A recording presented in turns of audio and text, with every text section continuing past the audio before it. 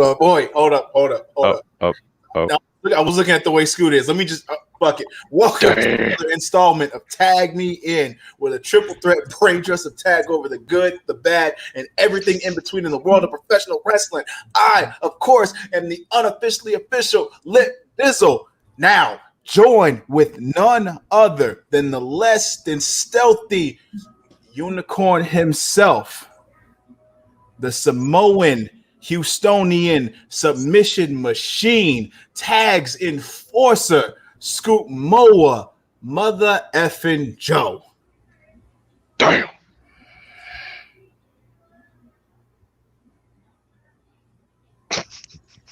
And of course, ladies, the heartthrob of the IWC, freshly tanned himself, Jaeger Bombastic, so fantastic. I know he wishes Shotzi was on the show, but she will be soon. Back. Look, man, I'm just trying to call a chickpea to smash so I can call her hummus. Fair enough. I know y'all Just kidding. I know y'all are hoping for some scoops. For most Scoots here, but it's not that kind of show this time. You see he's post up. He's all business today. He said, "Fuck the news. We finna get right into it because it's apropos that he's named that today because the way that the show started off, it only makes sense to just jump right into it and forego the news until we get with AEW shit." So William Regal addressed the NXT universe. They talked about it. They addressed everything that happened at the end of In Your House. And he came out and he said, you know what? I can't, I've been doing this for this long. I can't do it anymore. It's time for a change. It's time for me to go away because I can't give you the type of NXT that you deserve. So it's time for me to ride off into the sunset. It's time for a change. But before that change could come, Karrion Kross came out with Scarlett, belt looking shinier than usual. He all suited and booted, walked to the ring, and he had some words for Mr. William Regal, saying that he knew this day would come. He just did not know when.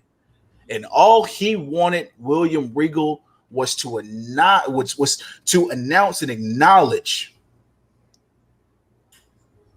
that chaos is clearly constructed by Karrion Kross, and that is what is the driving force of NXT. But no. Before Regal could even get some type of wording out, you heard the music. You heard Samoa Joe's music. And sure enough, Samoa Joe walked his ass out to a chorus of Joe from the NXT universe. And Joe was all business. Look at Scoot. All business. Not look at this man. All this guy here. Business. Even him being suited to boot it. All business. Ooh. Joe got on the mic and he said that he can't accept Regal's offer as being the general manager. But one thing he can do is he can make sure that everybody gives William Regal the same respect that he gave William Regal back in the day, even though he gave him all that hell when he was in NXT.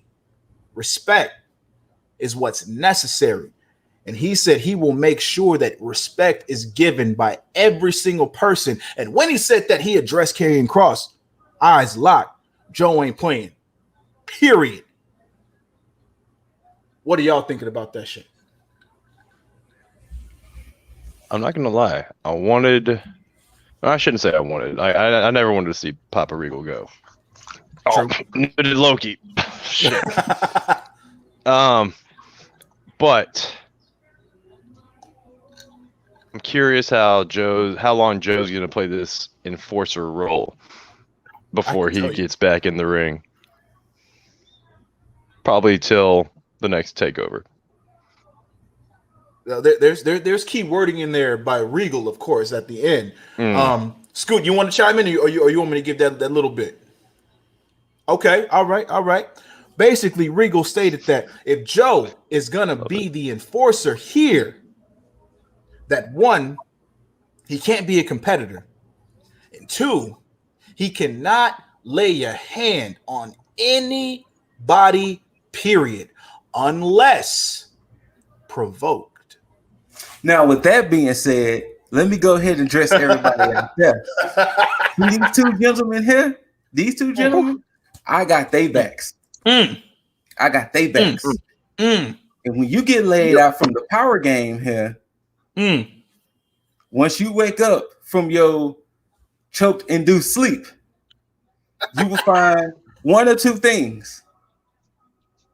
And I'm gonna even skip ahead to give y'all stuff we even talk about at the end of the show. One or two things will happen when you wake up from your sleep. Oh, okay. If you have a woman, she now belongs to Jaeger. I mean, these are facts. And number two, when you find yourself down on your luck because you just got put to sleep and your woman is gone, you could turn to Mr. Dizzle here for your positivity. Oh, this guy. Okay. It's true. That's my role. It's damn true. That's my role as the enforcer of TAG of this podcast right here. What is up with that? All right. My role. Okay. Good shit. I still want all the smoke. All the smoke. Don't get put to sleep. And Jaeger's not cooking for y'all. Don't make me make y'all deactivate y'all accounts because you took a verbal ass whooping.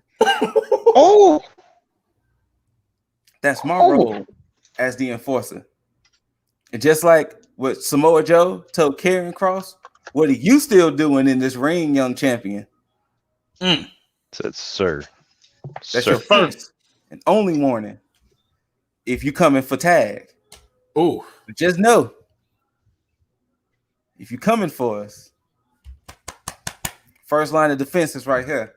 And I'm letting you know, you're not getting past this line. Not getting past that line or that wall. That's the truth. With some cheese on it. With some cheese on it. Sorry for all the background noise. Dog is hungry now, apparently. Yeah. Now to clearly unpack this as the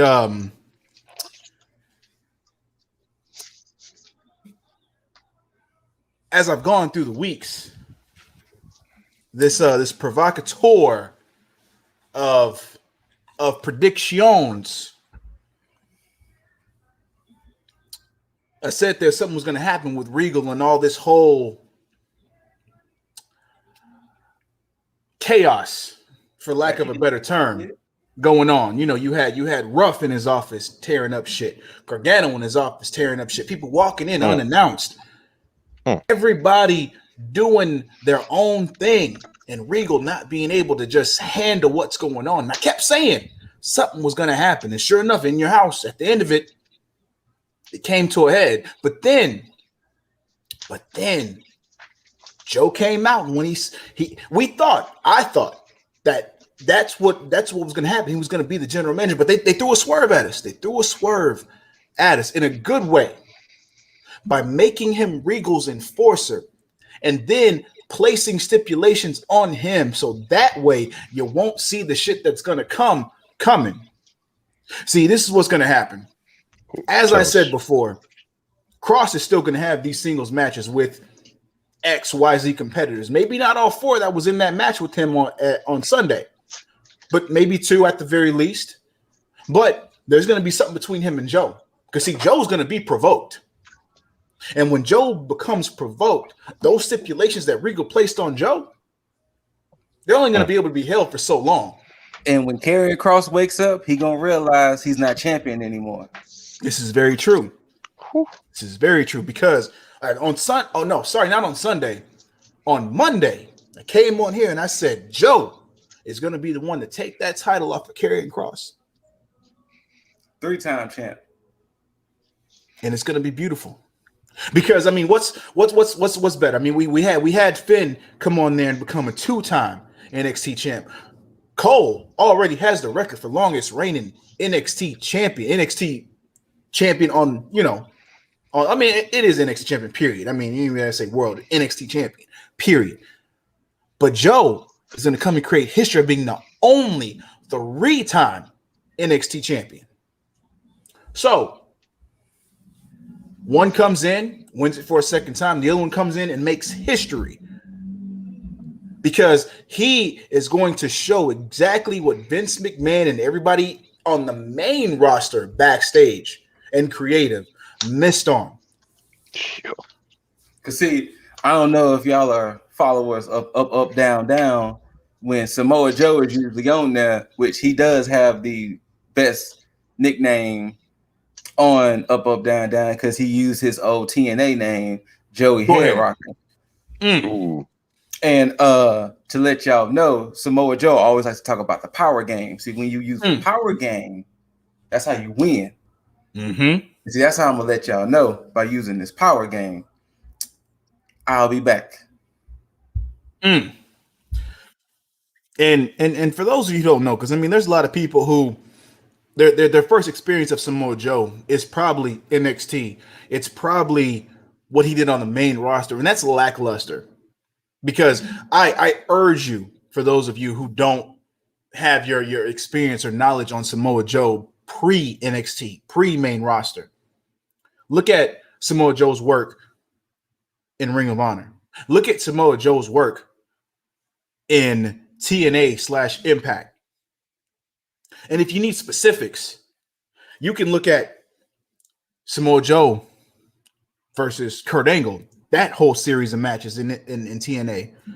Samoa Joe with his rivalry with AJ Styles in TNA for the X Division Championship. Samoa Joe was treated very well in TNA, up to a certain point, of course. But during his early days in TNA/Impact, he was booked very well. Hell, even aside from that, Nick Aldis, current NWA World Champion, they had a series of matches between him and Samoa Joe in TNA to the point to where they end up clashing and then becoming tag team and then becoming tag team champions. A very well tag team champion, plural. A very well booked tag team champions between then Magnus, who is now Nick Aldis, obviously, and Samoa Joe. TNA is where you should look if you want to get your knowledge on Samoa Joe to understand why everybody praises him. Go ahead. My fandom of Samoa Joe is just as high as my fandom of AJ Styles. When Samoa Joe entered TNA, it was like, who is this man and why have I never heard of him? That's why literally this whole segment and the preceding segment, I was smiling from ear to ear. I almost had a permanent smile on my face. It was almost permanent. I was also introduced to Joe during TNA times. However, when I had tuned into TNA, he was feuding with AJ Styles, and shit, they put in work. Yes. Yeah, mine stemmed from the in TNA, but I had DVDs with that had his feud with CM Punk in Ring of Honor. So, and this was around the time, I think, but right before CM Punk, or when he was rumored to be going to WWE. Okay. And during that time, where CM Punk was a heel, and he kind of swerved everybody. It's a whole thing. Ring of Honor during that time was amazing because you had CM Punk, you had Joe, you had Bryan Danielson, Daniel Bryan, for those of you who don't know. Wasn't Claudio there at that time, or was it after? Yeah, no, that was a little bit after because Claudio was basically during the time of like Tyler Black, Seth Rollins, Chris Hero, and all of them. Chris Hero, Kevin Steen, Kevin Owens, Generico. Yeah. Okay. Generico, who was Sami Zayn. But yeah, that was a little bit after that because during that time where Joe, CM Punk, and and Bryan Danielson was all in there, that was during the time where Ring of Honor was almost like a developmental for TNA. So it's how they were like, it wasn't official, but that's how they were using it because they kept bringing up people from Ring of Honor to TNA during that time. Makes sense. So, but yeah, man. I am glad that the rumors were correct. That that a little bit of my predictions were correct. Well, apparently they said Triple H got on the phone immediately. Yes. Because I think he wasn't aware immediately once Joe was released. He wasn't aware during that time. I think once but the moment that he found out, because I mean, obviously Triple H isn't like the one to know like who's being let go and who's not. Because I mean, same thing with the Mickie James stuff. He didn't know her stuff got sent via trash bags. Yeah. So I think that's a different caliber of information that needs to be known, though. Like knowing about the trash bag being sent, but at the same time, shouldn't he have been aware who's getting released? Well, if they're not part of NXT, I mean, because you would think, yeah. Because I think there's even an issue where like once Vince wants somebody called up, he doesn't know about it until like I think he may be the last person that knows about it because I think everybody like talks about it ahead of time, like, yeah, we want this person, and then he finds out later on, and it's like, wait, no, I gotta stop it. Yeah, because I think Aleister Black talked about that, saying that during the time he got hurt, or right after he got hurt and he came back, they wanted to call him up, but Trips was like, no, I have a program that he has to finish with Johnny Gargano, so I don't want him to go up yet. So yeah, they were planning on taking him anyway. Yeah, absolutely. And it sucks. That man should definitely be in the know. You would think, but I think with Vince, it's like, yo, everything under that umbrella is his. So he feels like, same thing with fucking Piper Niven working with Eva Marie on the Raw. Most disrespectful shit I've seen in my life. What the fuck was that? How did she get called up all the way? No. It wasn't that. You made her a no name. Like you didn't even address her by her name. Exactly. Oh wait, really? Huh? I'm sorry, I didn't watch SmackDown, so I was unaware of how she was introduced. Oh, excuse me, Raw. So first things first, they had Eva Marie going against Naomi, and when they introduced Eva Marie, Piper Niven was next to her, and all they kept saying was, "Who's this woman?" Not one time did they ever say that was Piper Niven. Then so Niven beats Naomi, and they announced that Eva Marie is the winner. Yeah. And even all the pictures on social media, they just have Eva Marie tagged, and now there are rumors. Oh, about her name? It's going to be Dewdrop. Yeah, Dewdrop. That's name for anybody. It's fucking stupid. In my opinion, that's like just what the fuck kind of Piper Niven sounds like a great name, but no, it is. Dewdrop. And it almost sounds very disrespectful in a way, and that's the saddest part because out of Eva Marie and then Piper Niven, clearly Piper Niven is the better and more successful wrestler out of the two. So it's like you would dumb her down to be a subordinate to Eva Marie. I got to give a shout out to Priscilla Kelly for tweeting for Piper Niven because that was the only way I found out about her debut. But at least Priscilla Kelly called her out by her name, like, "Oh my God, you made your debut!" Like all this stuff. Yeah, I'm gonna say this. I watched the last hour of Raw because I was watching something else on TV and it went off and it was like, all right, fuck it, Raw is still on. Oh my God! What? I regret all of it. Really? Oh, shit. I regret it. Raw is juice. Dumpster juice. Is that putting it nicely? Yeah, I guess. Ooh, yeah. Honestly, but if it wasn't it wasn't good. I don't if it wasn't know. for Wrestle Talk, I probably would not. I probably would not know what the fuck is going on Raw.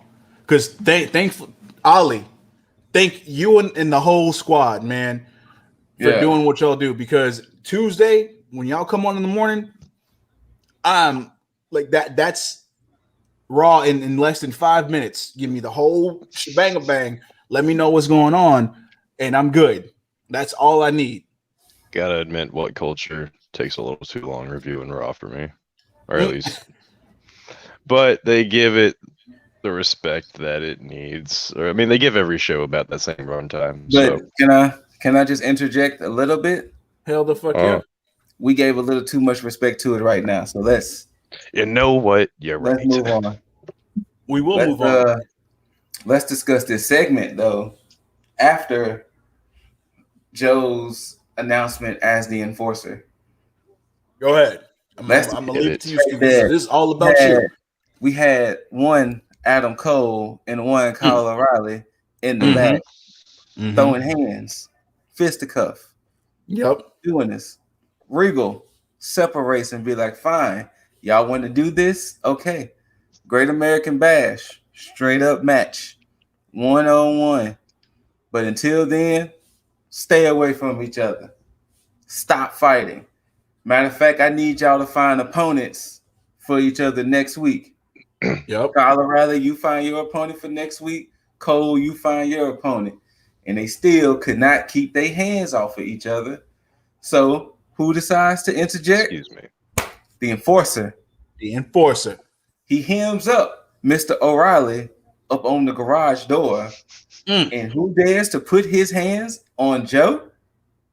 Adam Cole, baby. Baby. And baby went to sleep. He was choked out. Coquita. Choked out. And I thought you must be outside your mind was line of the year. Joe looked at the security, and when he wakes up, tell him Mr. Regal wants his decision. Fam, I lost it.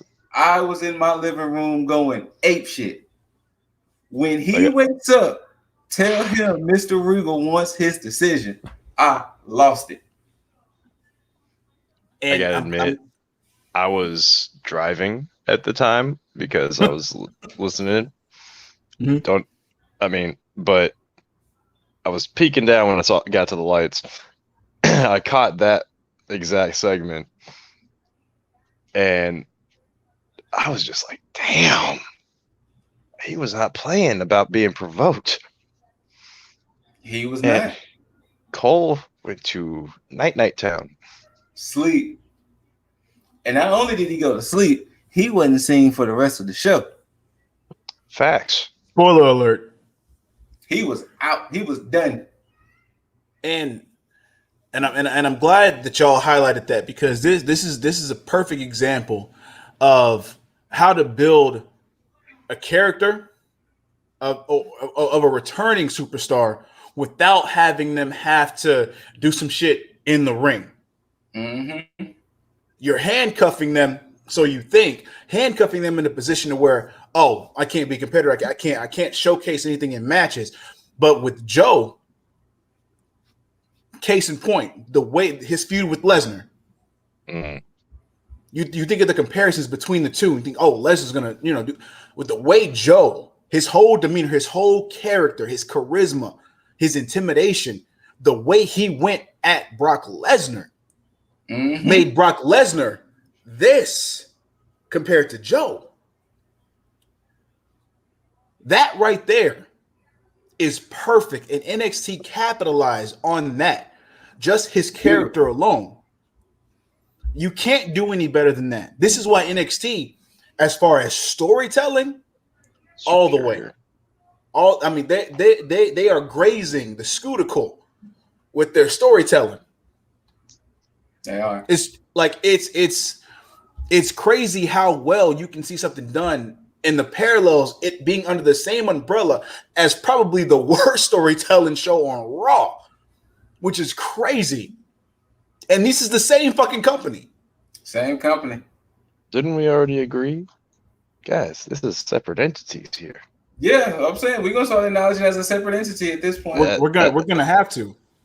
We're gonna have to, because if they can't get the respect on Sling or on the TV shows, because anytime I try and watch NXT on that, it's always like the up and comers and the developmental. They treat it as something less.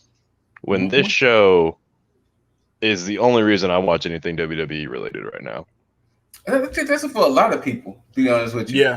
And you know what's funny is that where NXT America has probably the best storytelling, it's almost arguable that NXT UK has not only the best in-ring performance, it also has the best fans, because the way that they react to these matches makes it, if you're watching it, it engages you even more. You may arguably say that one of these matches might be better than what you've ever seen because of how well the fans react to it. It's crazy. Like, Jaeger, it's that damn good. I implore you to just watch some NXT UK and just wait. When are fans back in NXT UK? Like 100%, or if they do, they might start this week. Well, I keep forgetting UK's rules might be still different. I don't know if they're still under lockdown in the UK. Oh, okay. Speaking of fans, we'll give it a couple months. Shout out to the CWC for actually doing full-on fans this time. Oh, yes. I think that's permanent now. Yeah, I think it is too. Good shit, because damn, it makes all the difference. It really does. Yeah, it does. I need them to be more though. Like, I need them to be honest with you. That Samoa Joe shit was so exciting. I forgot what the first match was.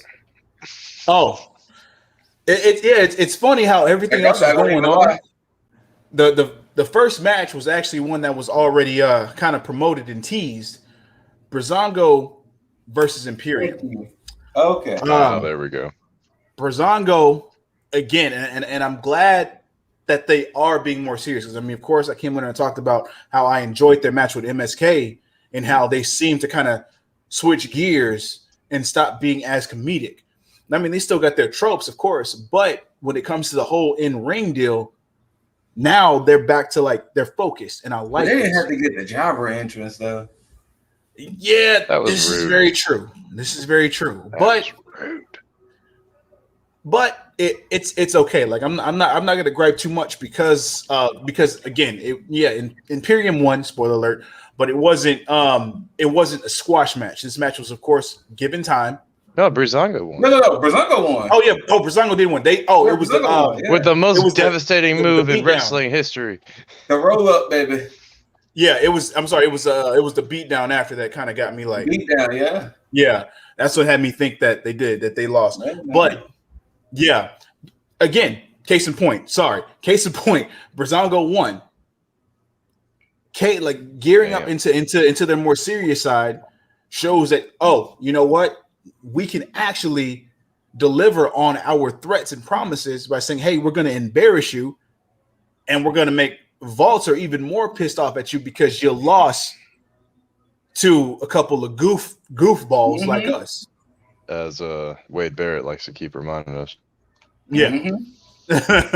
So I wonder, is this going to lead to them getting a new member, or Walter is just going to have to come to NXT USA and just kind of be like, hey, say fam, I told y'all what was going to happen. I could see that. This might lead to your prediction of Ridge Holland being that fourth member, because it wouldn't make sense because I believe he is healthy right now. Yeah. So I think this would be the perfect way to segue him into the storyline, into Imperium, because I mean, if he comes back, he was part of a storyline that is like dead now with the whole Kings of NXT.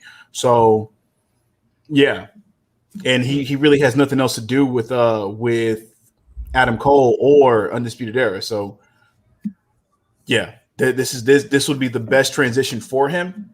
And as far as Breezango, I mean, I guess they're going to be more focused on trying to attain the NXT Tag Team Championships in a division that is successfully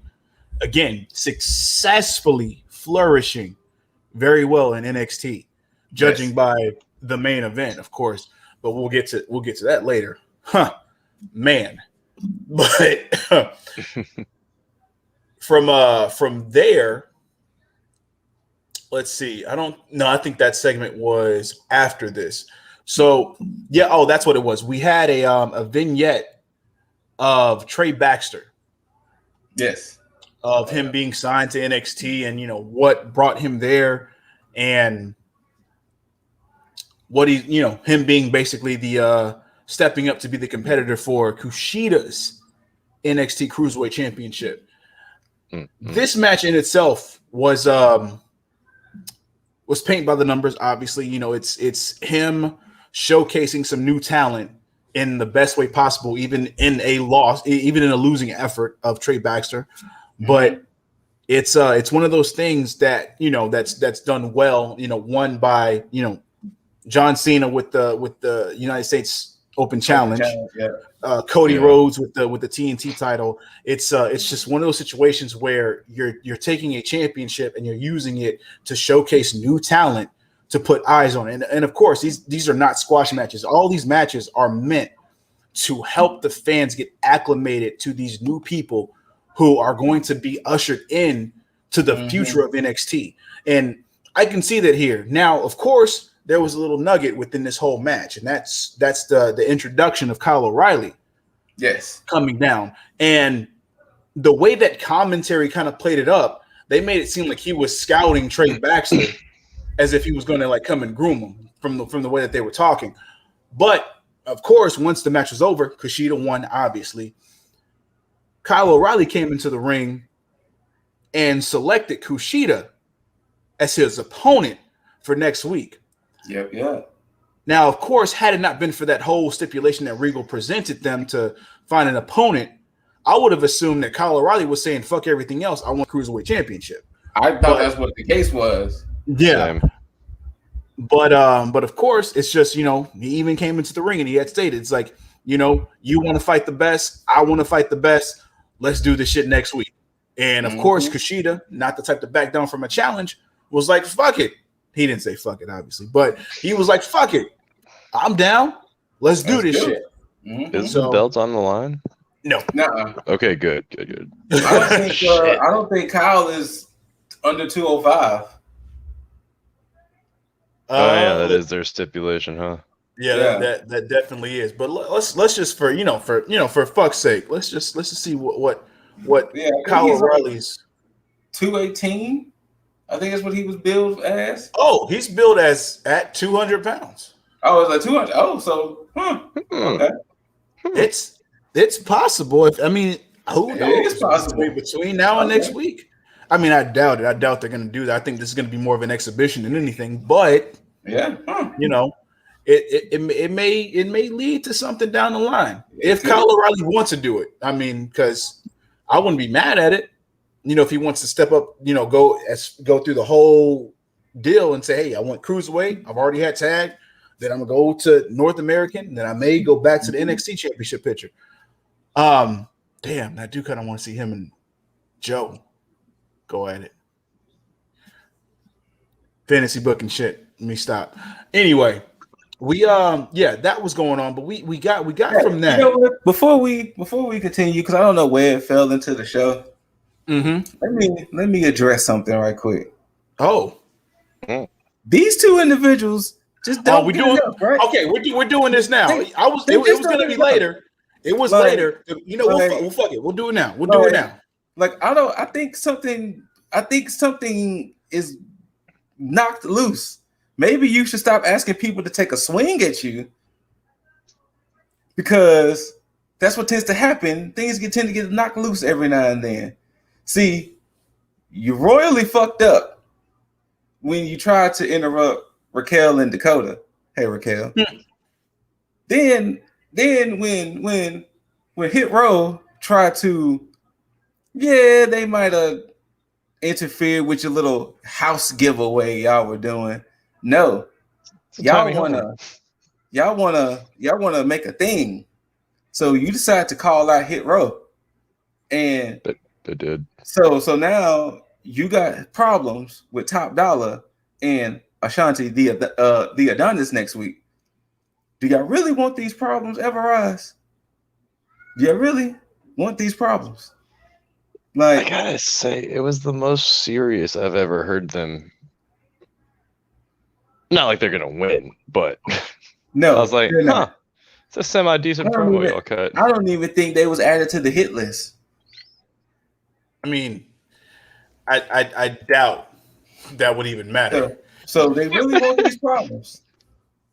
They really do. Okay. Apparently, Okay. Well, about that. I didn't watch the pre-show, obvious reasons. So I didn't see this joyous deal that had happened on the pre-show. I saw it on IG because Hit Row posted it on IG. Okay. Fair enough. Okay. It Fair was enough. a little tiny playhouse they were quote they unquote giving away. It looked like a Barbie's dream house, just like a bigger version. Well, I would formally, like, I'm gonna sit here and just, I want to be formal on this, pretend I got a tie on and shit. I want to formally introduce Hit Row into the Fuck Everrise camp. It's well overdue. And I look forward to the beatdown that they're gonna get for disrespecting Hit Row. But I believe one of those irrelevant SOBs called Top Dollar the Dollar Tree King or something like that. That was awkward. It was something that they said. In the words of the great MVP, you play stupid games, you win stupid prizes.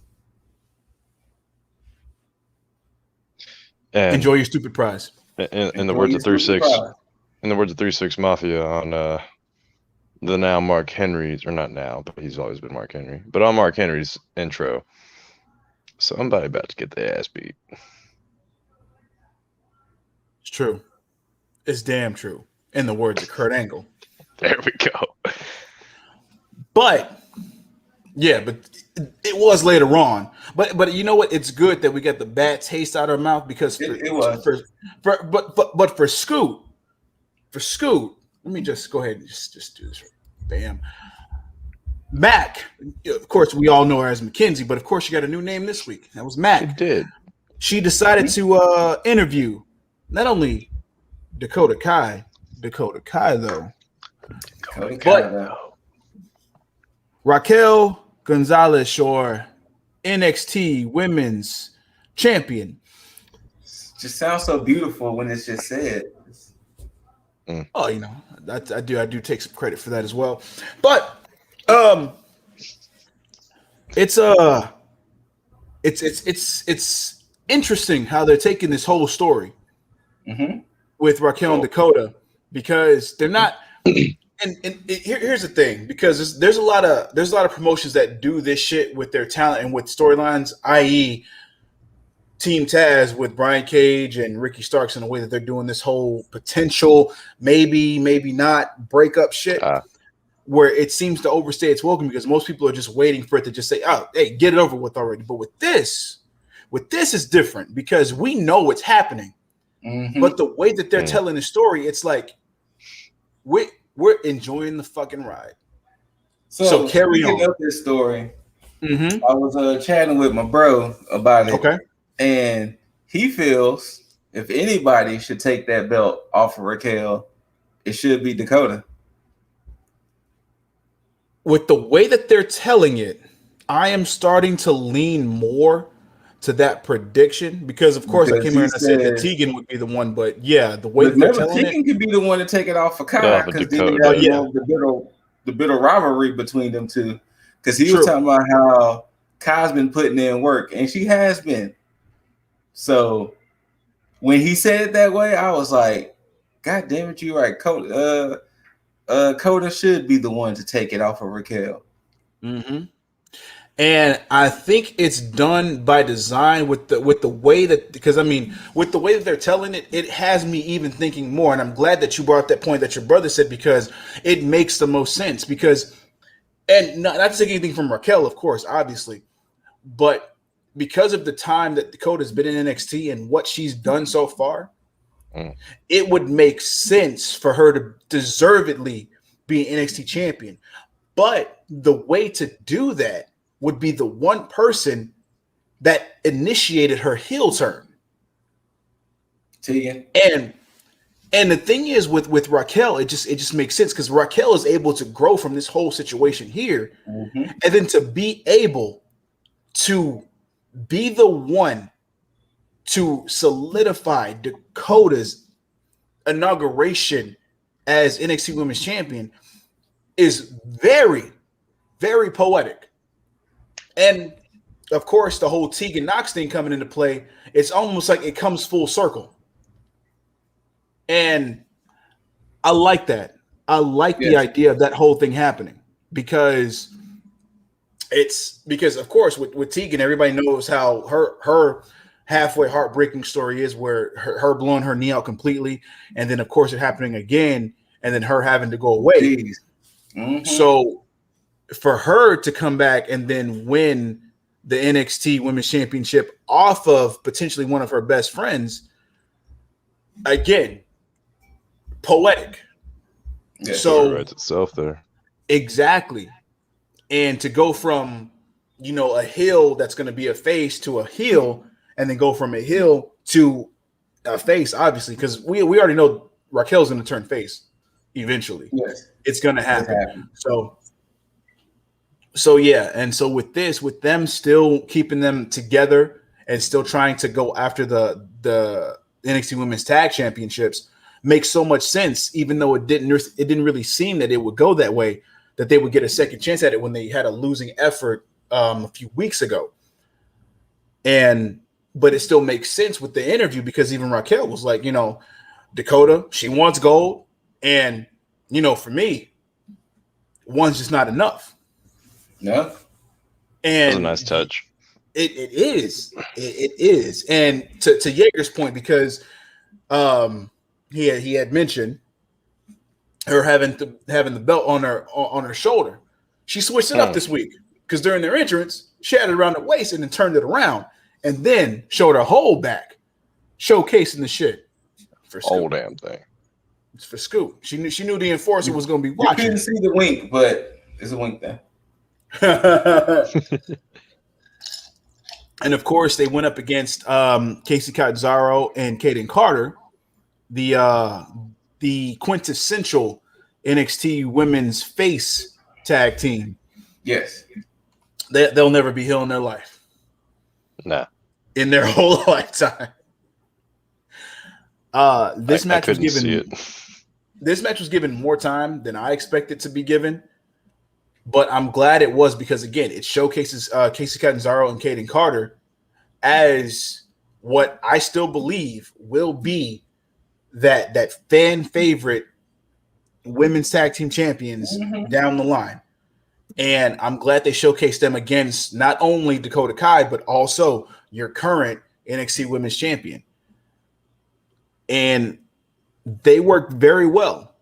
And you got a chance to not only showcase them, but you also showcase Raquel Gonzalez as just a force to be fucking reckoned with. Yep. She was not playing any games. But at the same time, Dakota was the one that got the win. Yep. Which is also a nice touch to what we were talking about it in your house, where we kind of talked about the whole thing where they could be going with this with Dakota saying, hey, I'm the reason why you're still champ. Mm-hmm. So I think they're going to use this as well. But like, I'm the reason that we've been racking up wins as a tag team. I'm the reason. Yeah. So with her having a resume of, hey, this is why XYZ, I deserve this, I deserve that. Because again, I don't think they're winning those tag team championships. I don't see that. But I see this as Dakota having a list of reasons as to why she deserves to be NXT Women's Championship champion more than Raquel. So we'll have to see what the fuck happens. It'll be beautiful. Yes. Yes, it will, because I think that's going to be one hell of a match because, like we always say, friends make the best matches. Yep. And I'm pretty sure they have been working on this shit for the longest, and they're going to give one hell of a fucking match. So, yeah. I just kind of want to fast forward to see it already. Right? True. I mean, I am enjoying the ride, but I mean, because we do know where it's going, it's hard not to want to see it like ASAP. But I also don't want to see it because I would hate. I just don't want to see them broken up. It's like the same way with Team Kick, Dakota Kai and Tegan Knox. I didn't want to see them broken up. And when it happened, I was like, "Fuck!" But after Dakota, but you got to think that was like a beautiful heel turn. Yes, and I enjoyed it. Like Dakota's heel turn was amazing. I hated it, but it was still amazing. and this is another one of those. I fell in love all over again, right? Because when she debuted that new look, it was like, "Who are you? Who are you?" And it's perfect for somebody who looked so innocent previously. Yes, and then to watch like the growth of it is just like, chef's kiss. That's gonna be a thing. Chef's kiss is gonna be a thing. God damn it! It is. Mm-hmm. Look out for it. But yeah. Oh, I didn't put it up there, but yeah, look, there it is. I mean, like I said, was there ever any doubt that Gonzalez and Kai was gonna lose this match? Absolutely not. I mean, there could have been a chance where it's like, you know what, maybe there would be some kind of disconnect, but nah. Casey Catanzaro and Kaden Carter have plenty of room to like make up for all this shit, so it's not even it's not a question as to who should have gone over because they're going to get their time eventually. Because again, I still feel like they're going to be the ones to beat the way. I don't know now. It's hard to see. Somebody else is going to do it. Well, current number one contenders. I don't think they're going to do it. No, I think I know who Scoot's talking about. Well, of course, we talked about Everrise and Hit Row segment, which was after this.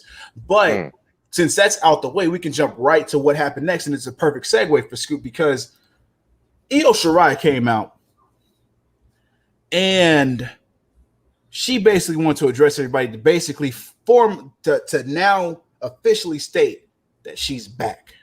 But even though she said that, somebody did not want her back at all, and that came in the form of none other than Mrs. Gargano herself, Candice LeRae of The Way. And she wanted to gloat about how Io Shirai was no longer a champion, but she was. And that she needs to go to the back of the line where she belongs because she's sick of seeing her. She doesn't want her around. And she wanted to do something about that. But it wasn't by her hands. No.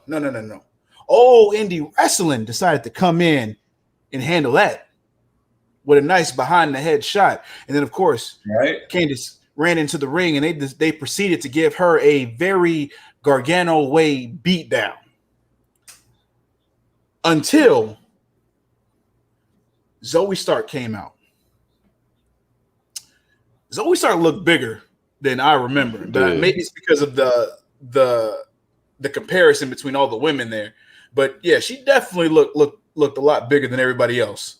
But yeah, this could I'm glad it wasn't Saray. I mean, not to say that they wouldn't be a good tag team, but I'm glad it wasn't Saray because that would have been very cliche. Yeah. But it's good for Zoe Stark. It was bound to happen eventually. Oh yeah. It was bound to happen because it's so fucking similar. But Scoot will be back. Bam! See how quick that was. It was one of those situations where they had told this story previously, with while Io was the NXT Women's Champion, and her giving shots to Zoe Stark and allowing her to showcase herself, and them having that building that respect. I don't want to say friendship because they haven't been that close, but I want to say building that mutual respect. So now I think we are going to see, just how Scoot had brought it up, that we may see a tag team form between the two of them where they could potentially go against the way Candice LeRae and Indy Hartwell for those NXT Women Championships. And that's a strong contender in that to take those championships. But I personally don't think it's going to happen. Well, where do we see Bay and Ember Moon then? Oh. Shotzi is definitely getting the next shot at Raquel's championship. I think she's going to end up having a small feud with Dakota based on like the shit that had happened. Or if they want to go fast track it left field, they may just fast track it straight to Raquel, because Ember's had her shot already, and Shotzi wants to get payback for what happened to her while she was put on the show for a little bit. Of course. So I think I was referring to them winning that number one contendership for the tag titles. I don't think that's going to happen until after Shotzi has her match with Raquel. That's fair. Yeah, because I think what's probably going to happen is after that, they may start planning. They may start focusing more on the Dakota and Raquel storyline, which will then allow Shotzi and Ember to focus on the tag team titles. Yeah, that's true. So we'll definitely have to see what happens there. But yeah, I'm not mad at this. I think this gives I think this gives them some shit to do, and I think they're going to allow Candice to have one over Io in this situation.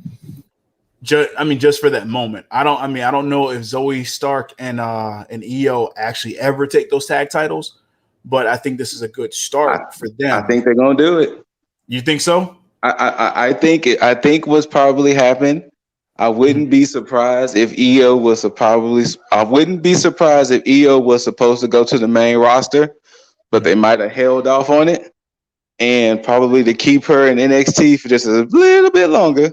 I wouldn't be surprised if they make her and Stark champs and kind of build a tag team feud, kind of like how the tag team feud is being built up right now in the men's division. You know what? So that'll be perfect. That'll be perfect, because then as soon as they're ready to call up Io, that's when Shotzi and Ember are going to take those belts again. Because if we're looking at it right now, you talking about Io and Stark, Raquel and Kai, The Way, and Ember and Shotzi all want the tag titles, and Caden and Catanzaro. So that's at least 5 teams that wants that title. This is interesting. God damn you, NXT, for. And also, too, we can even put in perspective, depending on how long it goes, T.A.G. Shaw could step in there as well. I was just thinking that. Also, Aaliyah and Jessie Kamea. Yes, which, if y'all caught what Frankie Monet had said about how they almost wanted to take over, that confused me until I looked at NXT, and apparently they had a bonus match. I guess a pre-show match. I was lost on that too. I was like, wait a minute. Go ahead.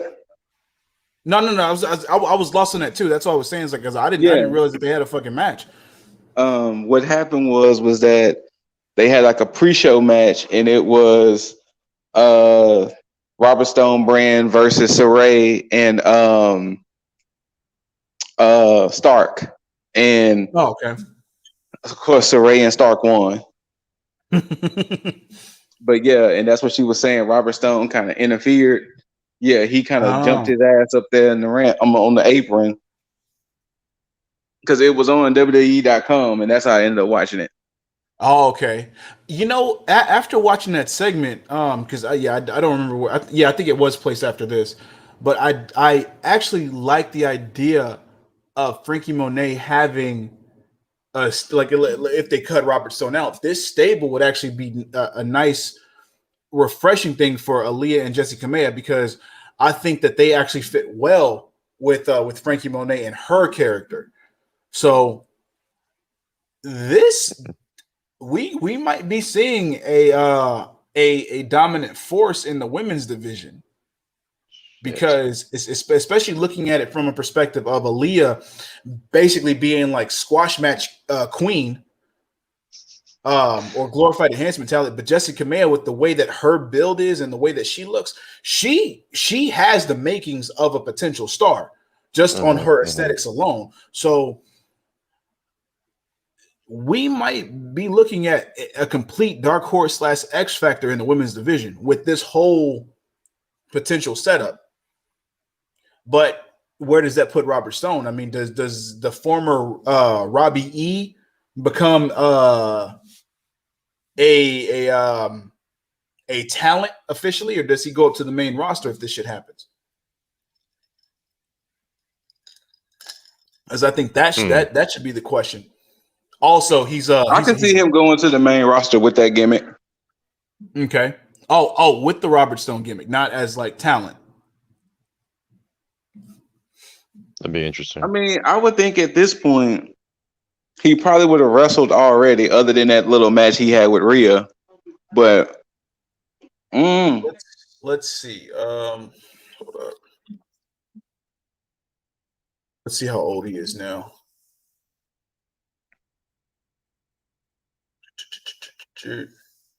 Oh shit, that's a different Robert Stone. Let's just put Robbie. I don't. Oh, he's 37. So okay, cool. I mean, yeah. I mean, he'd probably, yeah. He could end up managing, being a spokesman for somebody. I don't know who. We're gonna see. We'll see. Also, Mr. Robert Stone, I haven't forgiven you for 2014 Comic Palooza. Oh, you know what you did. Oh no! You can't just drop something like that and just not explain. Yeah. All right. Story time. So check it. So Amy Dumas, Lita, for those of you who don't know real names, and Brooke Tessmacher, who happens to be from good old Texas here, Houston to be exact. What's up, Brooke? They were both had their own booths, and I went over there to speak to them. And Robert Stone, who was Robbie E at the time of TNA, he decided to be a dick as I was trying to talk. Define dick. What basically, what he did. I like that. All right. As I was trying to converse with Amy Dumas and Brooke Tessmacher, who were completely open to this whole conversation. It was a nice conversation. He decided to chime in and say, hey, are you going to pay for a picture? He's going to stand there and talk. Wow. You, sir. You know what you did. You know what you did. That is rude. That is very rude.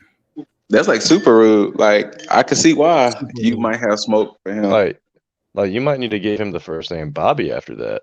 Nah, it's cool. He can be Robert Stone. He's not doing anything of great value. Shout out to Walmart in NXT, so it doesn't really matter. But yeah, I mean, aside from dressing like a pimp for no reason. Now, granted, I may be some schmo or some schmuck he may not remember, but it's okay. I remember. He's gonna look at this episode and he's gonna be like, "That's the guy." Yeah, Petrus Farm, member berries. I remember. Ooh. I remember. Lit members.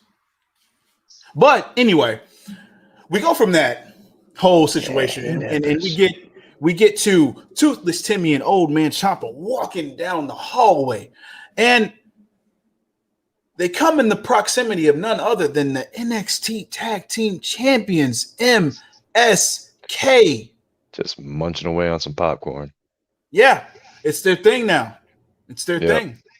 And they look very comfortable eating that popcorn, having the championships around their waist, and very comfortable. And Get your calories in, man. they had they motioned to both Toothless Timmy and Old Man Ciampa, and they decided to say these words: "Have a good match.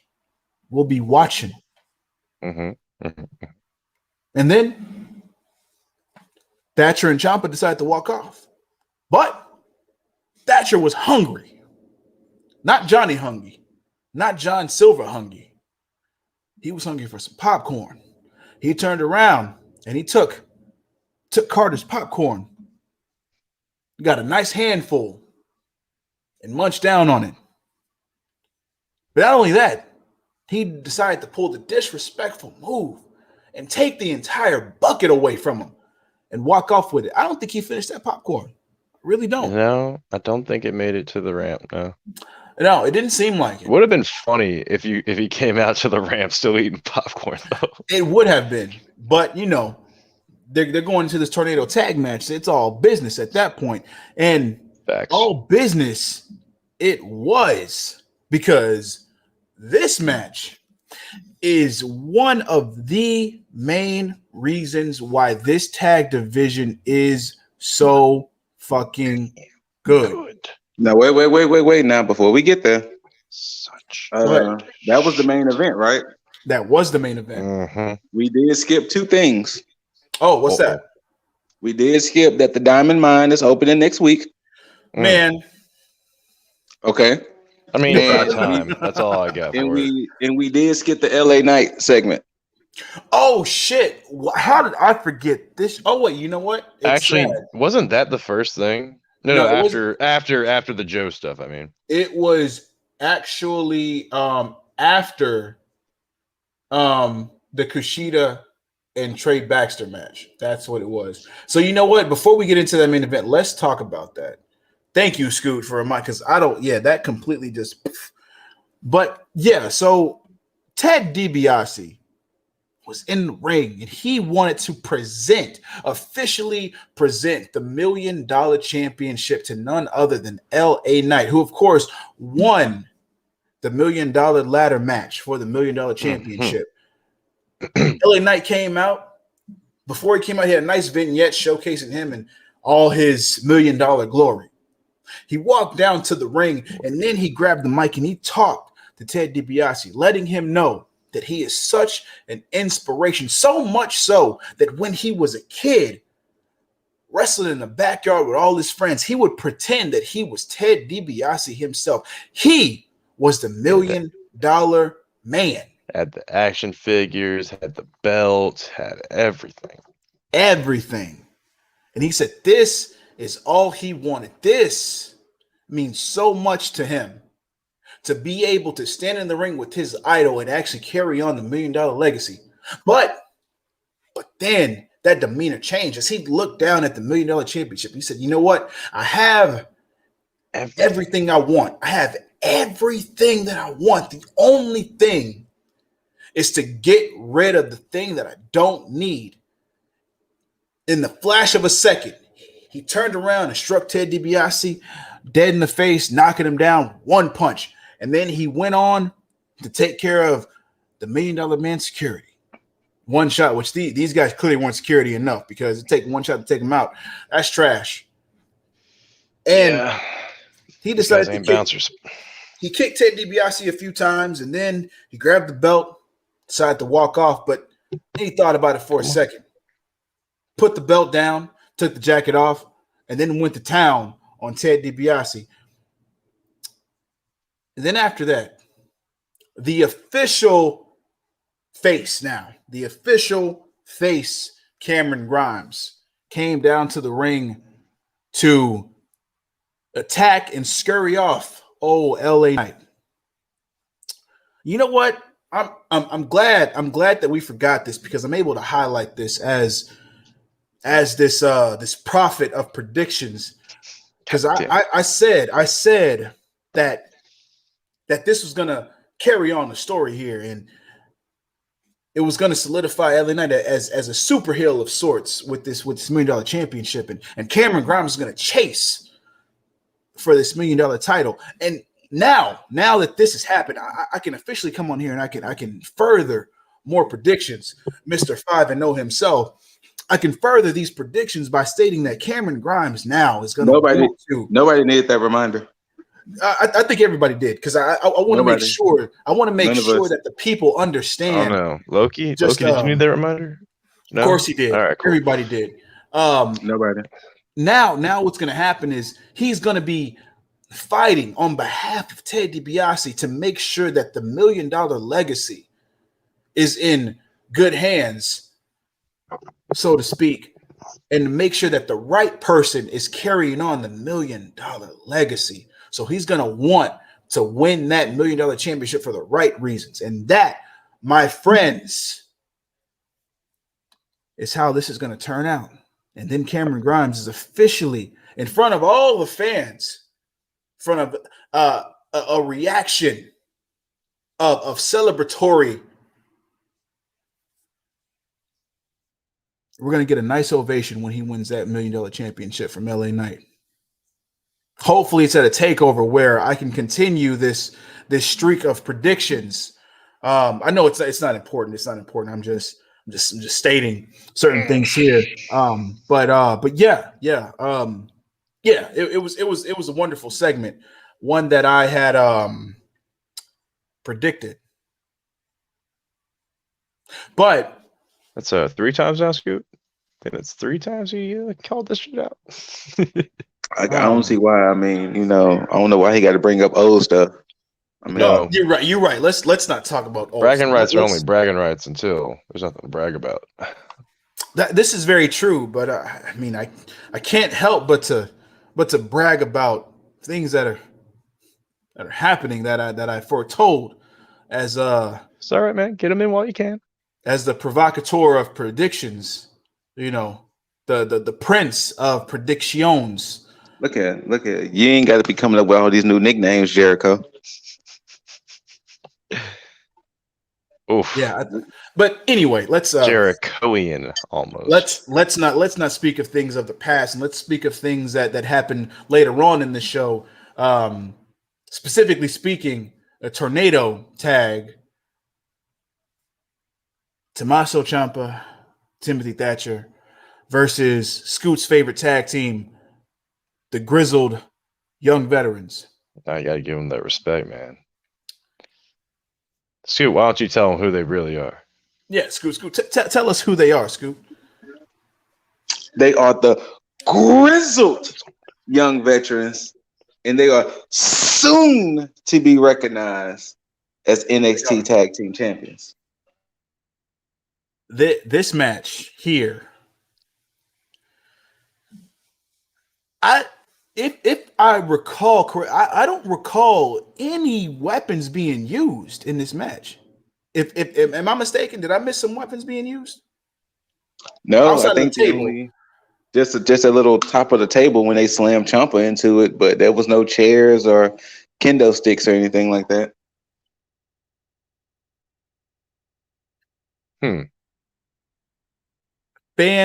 Fucking. Oh yeah, they only had like the ignored disqualification counts. They never even did pull out a weapon. So all that wailing on each other, all the rope breaks that they could have had, no, just didn't get looked at. This I almost wish this was on In Your House. I'm not mad at it, of course, but no, the time this was given, just every time I think that Ciampa and Thatcher have just overstayed their welcome, they just keep doing more shit to let us know that this is the tag team that we didn't realize that we wanted. And this could have not come at a better time, especially with the tag team division in NXT flourishing the way that it is, how they could just be a integral piece to this whole thing, and especially with the way that they're booking GYV in this whole situation, with how they're just completely overlooking Thatcher and Ciampa because they want to have this rivalry with MSK, and how lovely it is that creative in NXT have not sullied this rivalry between MSK and GYV by immediately throwing them together and say, hey, have 6 fucking matches until everybody is sick of it. They're keeping them in the smartest way possible, where you have MSK there, everybody's circling to try to figure out who's going to take the first bite, and everybody's having interactions with MSK, but only a certain few are getting these matches. But the funny thing is, GYV, since they had their match, has not had a direct interaction with MSK this entire time. Sure. Even though that's the fucking rivalry. This is smart booking. Also, while we're on here, Mr. Deasley, if you want to look up James Drake's IG, he has a very nice reminder of what happened in that tag team match. Let's find out.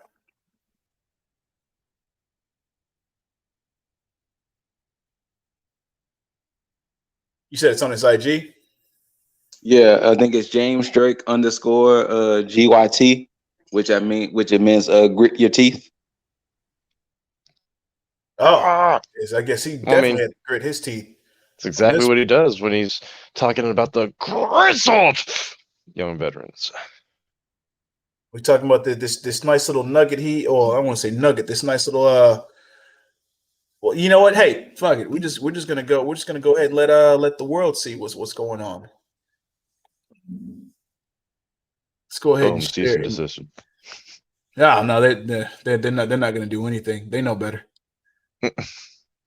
I wish that was the case, but yeah, this is what we have. Damn.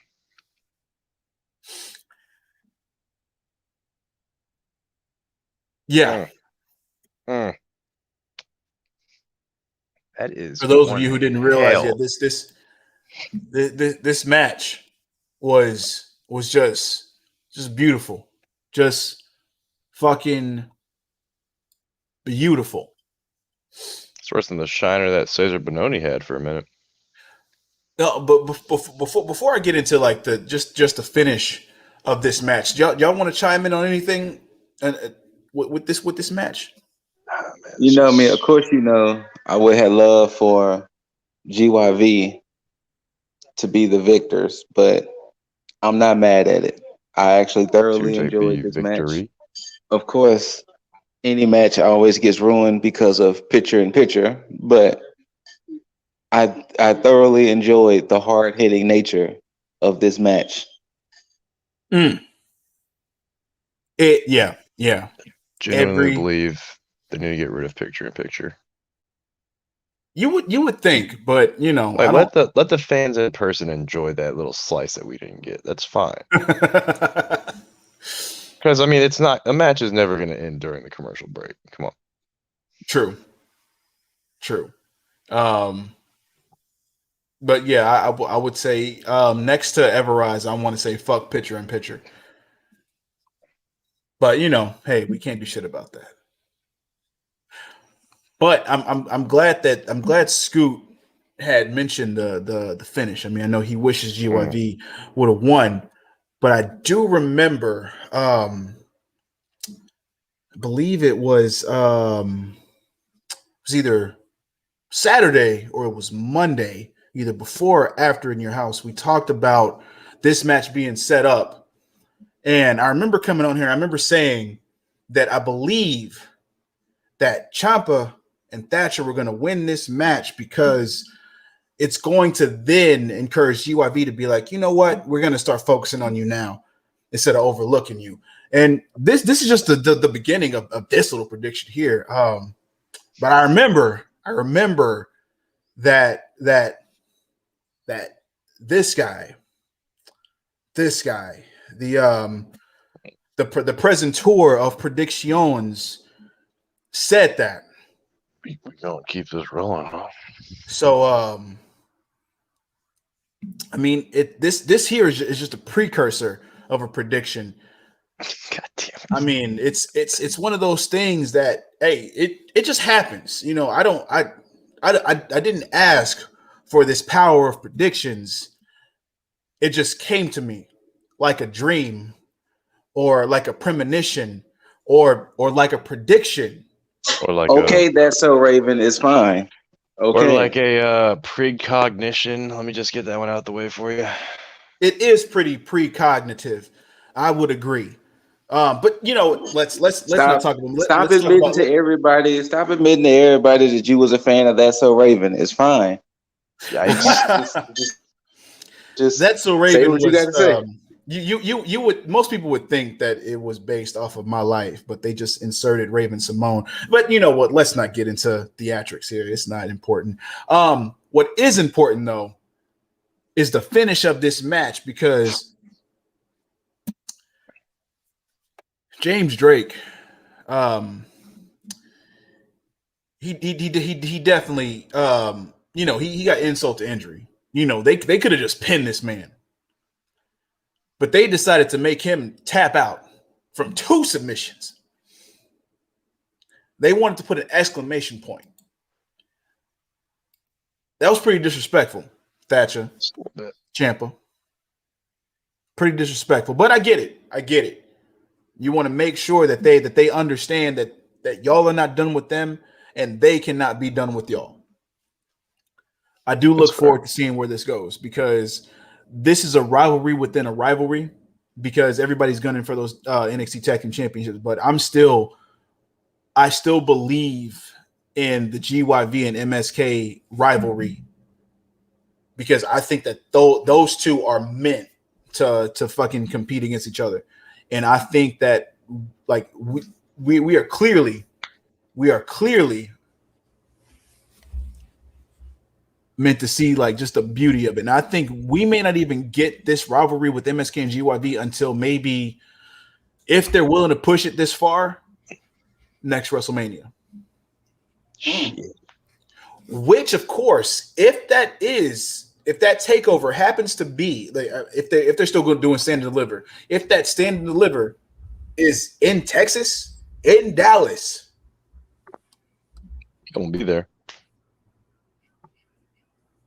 and MSK haven't lost those titles by then, we may see GYV finally get those titles on NXT's biggest stage. Gonna have to get a live react to Scoot. And Scoot will hurt somebody. Yes. On both a win or a loss. So regardless, somebody getting hurt, either joyously or unjoyously. Just gonna say, look out, random fan sitting next to us. Yeah, look out, random fan. It's all right. RIP. But but that was, oh, I mean, we did get McKenzie talking to Regal and his new enforcer Samoa Joe at the end, and Samoa Joe basically stated, this is one of many, one night of many. I did like Adam. Oh, go ahead. Oh, and I was just saying that Adam Cole was still sleeping somewhere. Yeah, he was still night. Like, I gotta not only was Adam Cole still sleeping, but apparently the champ's feelings was hurt because he wasn't seen again either. He went home. See?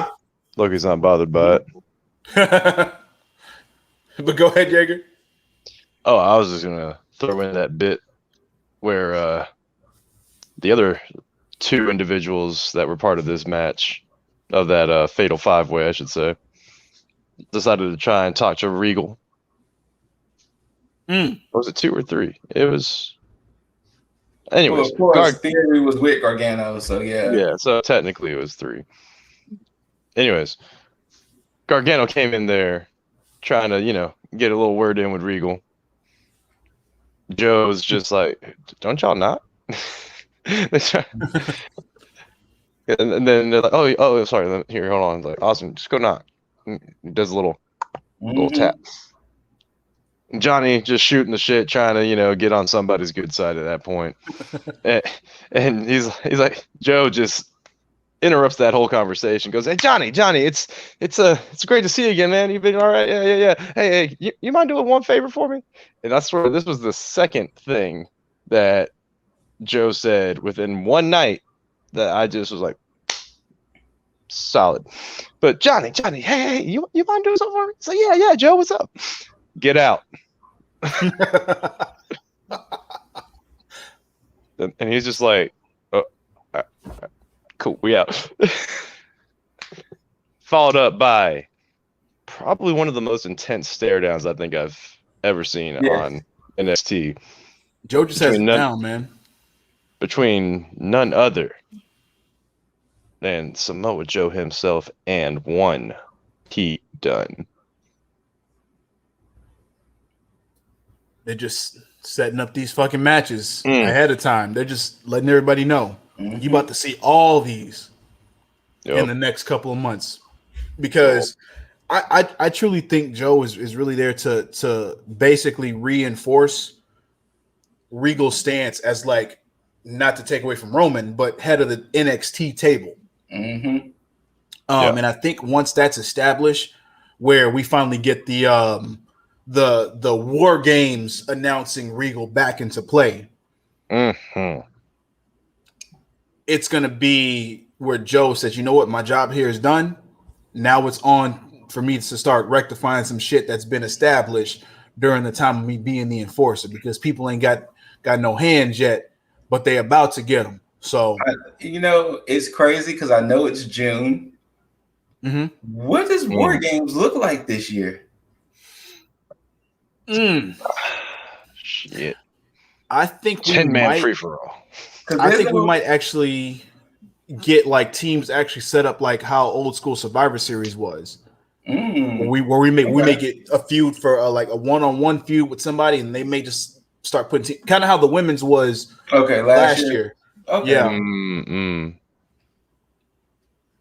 So I like it. Who knows? I mean, hell, we might get it to where it's no, they're not gonna do it. I'm gonna say it again. 10-man free for all. Let's go. I look forward to it because when is fucking? It's usually November. Oh, that's a while wait that long. Damn. Shit, people can be called up by then. We could have a whole new roster. Yeah, their whole roster may look hella different. Hell, we finally might get an official stable or format. Oh wait, you know what? What if, judging by what happens between now and then, we might get something akin to Hit Row versus MS Kolshida? Oh. I don't know how well that might go over, or we might get Imperium versus somebody. That could be a thing too. I guess we'll have to see around that time.